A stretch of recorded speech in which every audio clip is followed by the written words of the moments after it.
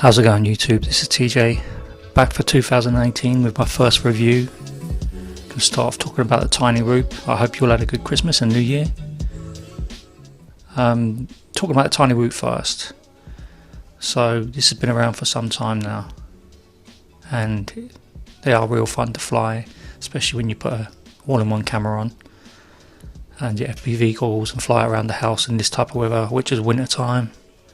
But what do you do when you want something to fly outdoors which has the same strength and characteristics as the Tiny Roop, but with hobby grade components and brushless motors for the extra power you need for your free modes, which is angle, horizon and acro, which this doesn't have, so it's pretty restricted in what it can do. But for the price, you can't complain. So what do you do? Well, now you have this.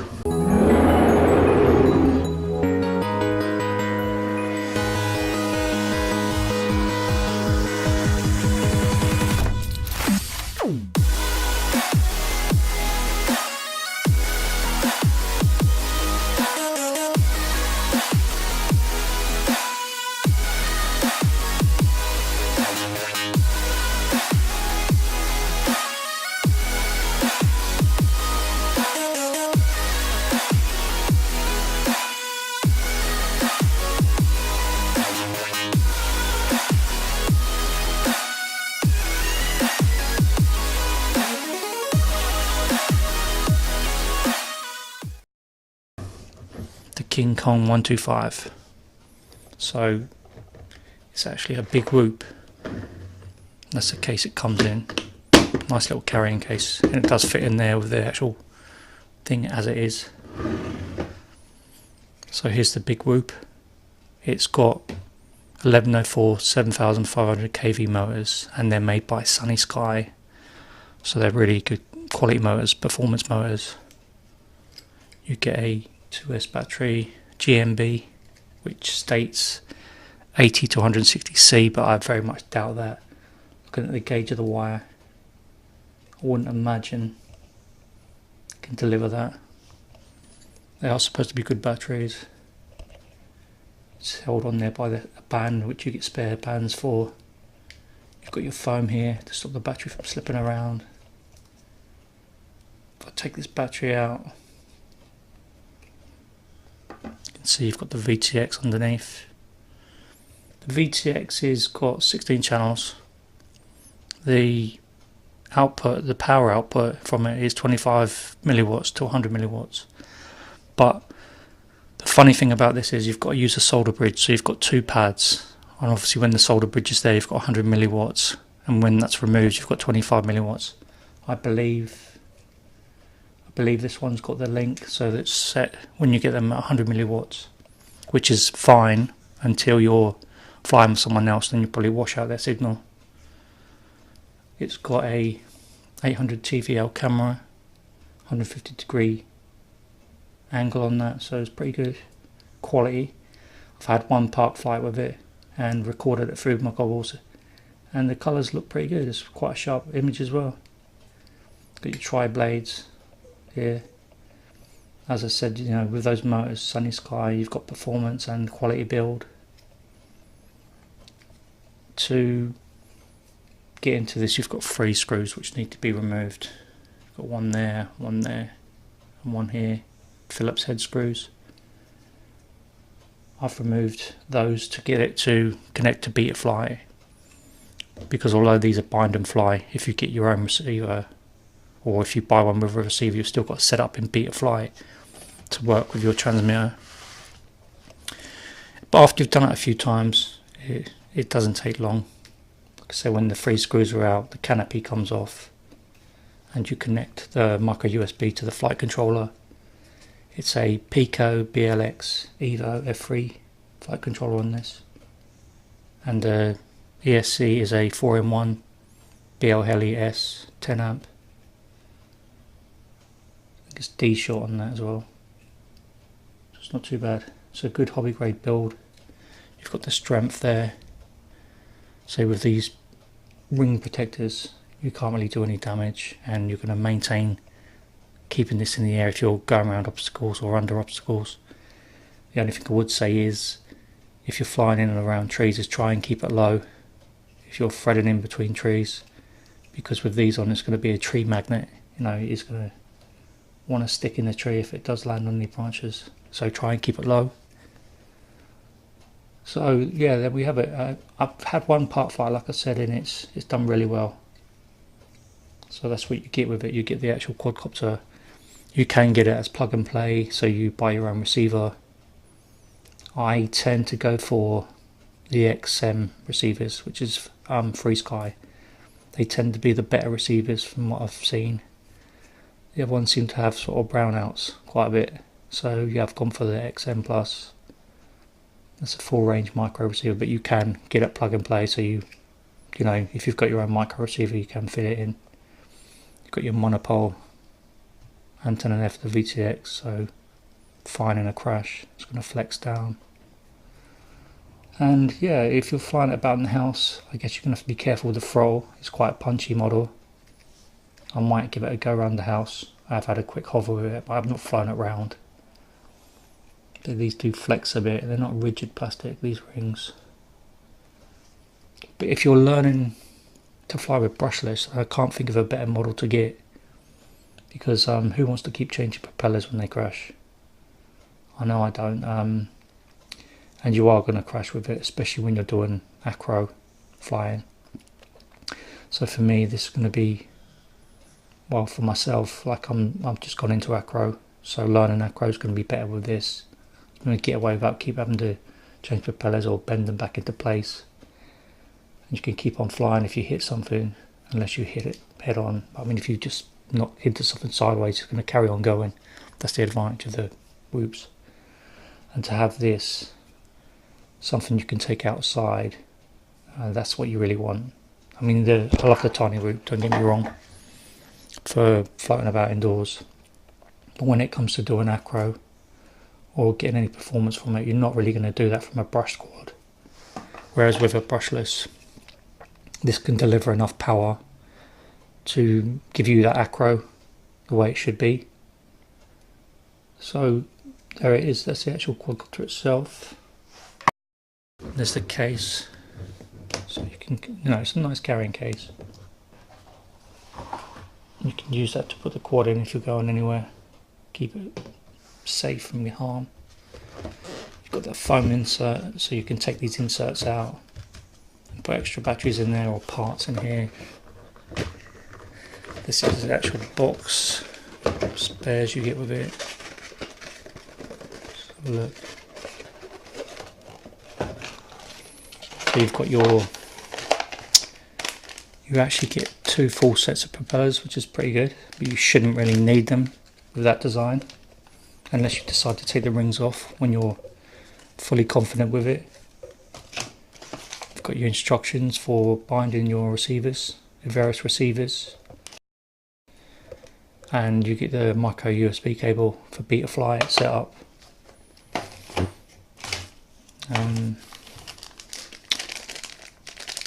Got that for the propellers, although they use screws, not nuts, so I guess that just holds the shaft, and 2 elastic bands for the battery. So that's what you get in the box. Some of these cases there don't actually fit the quad in once the propellers are on, but this comes ready assembled, so there's the case itself. You do get 3 sizes in this quadcopter: 100mm, 115 and 125, which is the biggest, which is this one. I went for this size because for me it's better if I want to fly line of sight over the park or anywhere. It's easier to see this one. It's just a nice size actually. So what I'm going to do is weigh it with the battery.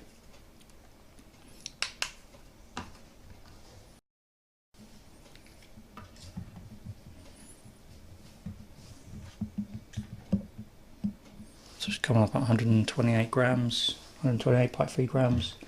It's a little bit heavier than the SPC Maker 95 GF I've got, but it's 125mm from centre point to centre point of the actual propeller, or the motor shaft. So it's a bigger quadcopter.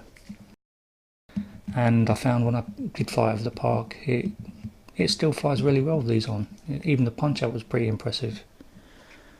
And yeah, the fact you can fly around obstacles with this, these are what these are made for. It's flying around obstacles. You know, it's what they're for. It's good fun. So if you're looking to get change up from this, if you're looking to step it up a gear and go from a brush tiny whoop or any brush quad really, then I'd recommend this as a trainer or an intermediate flyer really, because you can go from flying stabilised. You've got your brushless motors, more power. You've got your protection in a crash, so you shouldn't have to keep, you know, repairing it propeller wise. And you've got horizon mode, which is stabilised still, but when the pitch and roll sticks reach the outer limits, the stabilisation is removed and the thing can actually do flips and rolls, side flips, back flips, front flips, if you want to call them. So you've got that, and you've also, when you want to move on to acro, you've got that as well. What you will need if you do get this is obviously you can get plug and play, which is without a receiver, or you can choose your receiver. I'll put links in the description if you want to get one of these. You'll also need, if you've not got a hobby grade charger, because you'll be using 2S, so if you're just using toy grade ones and you've got 1S charger, you may want to get a hobby grade charger or a standalone 2-cell, 3-cell charger. I'll put a link in the description for that as well. You don't get a transmitter, but this is where this little thing comes in. I say little, it's not as big as your standard controller, but it's a nice size. This is the T8SG Jumper from Gearbest, along with this from Gearbest, and it can actually bind with just about any receiver. So all the popular hobby grade receivers, it will bind with those, no problem. I've used on the last two models for the XM Plus, and I do actually use it for the tiny root, the TJ.RC H36 now, so it's better flying with this, much better experience. Yeah, so once you've got the quad, like I said, you've just got to undo those 3 Phillips screws, the canopy removes easily, and then you go into beta flight. With this, what I've programmed is, I always put the switches in this way, you can put them however you want. So my flight modes are on this switch here. So in the uppermost position, it's angle stabilised. Second position I've set for horizon. And the third one is acro with air mode. Air mode is when the blades spin up. It gives you better acro experience. So when you let off the throttle, it gives you a bit more hang time and lets you do your acrobatics. On this one, I put the lost beeper. And on here is the arm and disarm. Always make sure you go into beta flight and put the arm and disarm, enable that, otherwise you won't get a flight from the quadcopter. You won't get any response from it. So that's a process you have to go through. Another thing I actually do as well with these is I make sure that the failsafe is set to drop. So there's like a toggle switch in beta flight where you go to expert mode and failsafe will show there. So just check. What I tend to do is just double check, is just bind the two and then throttle up and then just turn off the controller to make sure that the blade stops spinning, because you don't want to fly away with this if it does lose connection. So that's the things I actually carry out when I get these now. I also go into the BL Heli app, the software, and turn on the brake for the motors. I don't know if everyone does that, but it's something I do. But this is a little bit different to the 95GF. You do have to have the battery plugged in to access your receiver functions and to access the BL Heli software. Whereas the 95GF just powers it by putting the micro USB into the port. So yeah, pretty impressed with this, how it flew, and it didn't hinder it much because these rings are not that deep. I think if they'd have made them If they'd made them deep like these, you'd have been in trouble. But this can fight the wind and fly reasonably well, well, very well actually. Definitely one to choose if you want to get into brushless motors, more of a hobby grade quadcopter. You will need to get yourself a transmitter. This is a good option because sometimes the receivers are not in stock for certain models. This opens you up to going with any receiver. That's why I think it's a good buy really. And another thing is this hasn't got OSD, but what I found is if you just set up a timer on the T8SG, it's just as good. Lets you know when you need to get back and bring it down. But if you're flying close, I mean, you can hear the buzzer on this anyway. And I've set the, like I said, the lost buzzer is set up on this switch here. So that's how I set it up. I might do some how-to videos if any of you guys are interested in that, just to show you how I set them up when I get them. Some of you might find it helpful, but if you can drop me a like on this, leave me a comment, check out the links, all helps the channel out. And if you're looking to buy one, if you can use the link, it doesn't cost you any extra, but it does help my channel. Helps me keep moving on with this stuff and helping you out on setting up and problems. So yeah, the next video will be the park flight of it, and I might do an indoor flight. So this is TJ.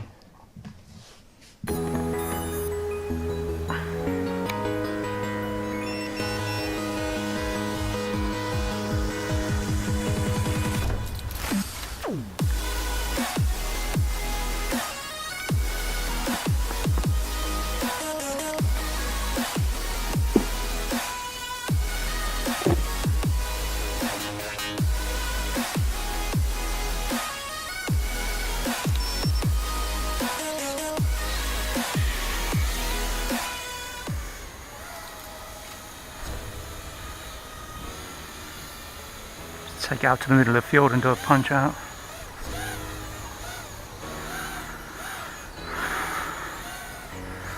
The weather's getting a little bit better now, so I thought I'd come out and see what it can do. It's quite stable. It's not a bad punch out, considering what it is. Considering it's a Whoop design. Let's go straight for another punch out. Yeah, it's not bad. It's controllable.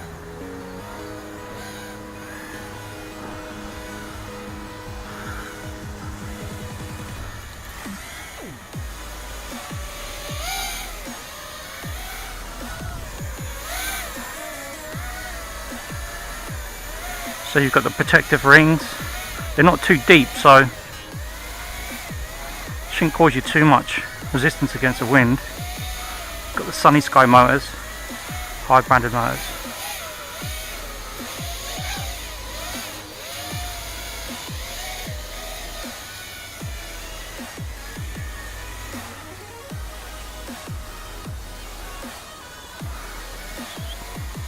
So that's what it's made for, really, going under things and around things like that. That way if you hit into something, it's not going to knock it out of the air.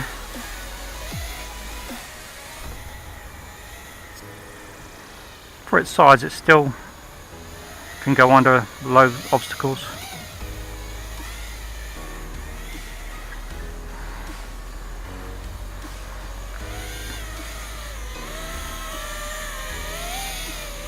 Switch into horizon. See what it does in horizon. So horizon, if you don't know, is stabilised until you get to the outer limits of the stick. Then you lose stability. So you can do flips like that. That wasn't the smoothest of flips.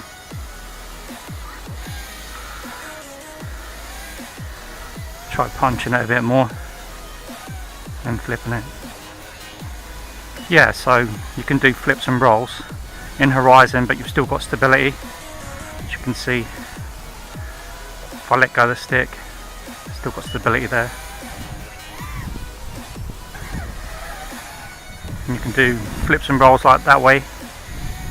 And then you've got, this is acro. As you can see, the inputs are staying with it.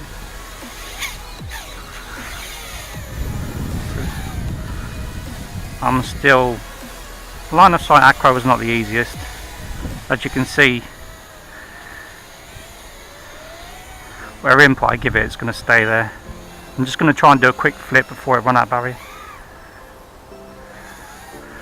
So that's acro. I'm going to try one more flip with it.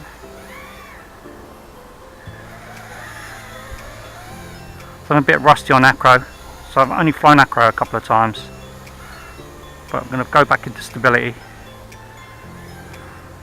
The battery's getting low now, so I'll bring it in.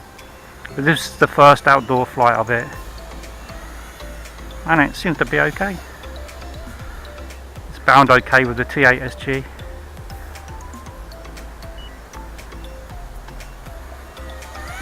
Stability mode is great. Acro's not too bad. I've not changed any of the PIDs. It hasn't got that vibration oscillation like the 95GF had, the SPC maker. The tune they give you on it, the PIDs, it's pretty reasonable. Can't hear any flutter from those propellers. Seems alright.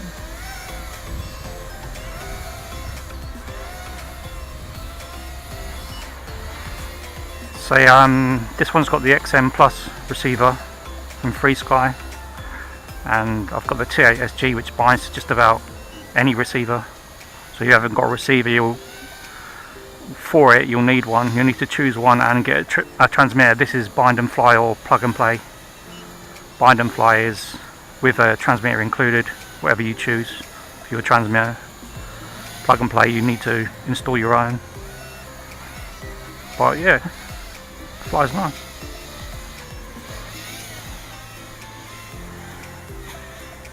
If you hit things like that, you can still get away with it.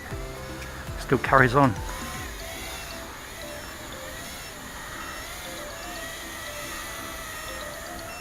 And if it hits into you or hits someone, it's not going to cause any damage. So there you have it, the big root from KingKong 125mm. Nice flyer. Going to do more with it. It's all set up with the T8SG, seems to be working fine. The only thing I did with the settings in Be It Flight was turn down the super rates. But the PIDs I left alone. There's no vibration flutter from the blades, like I said, so it's a good tune out of the factory.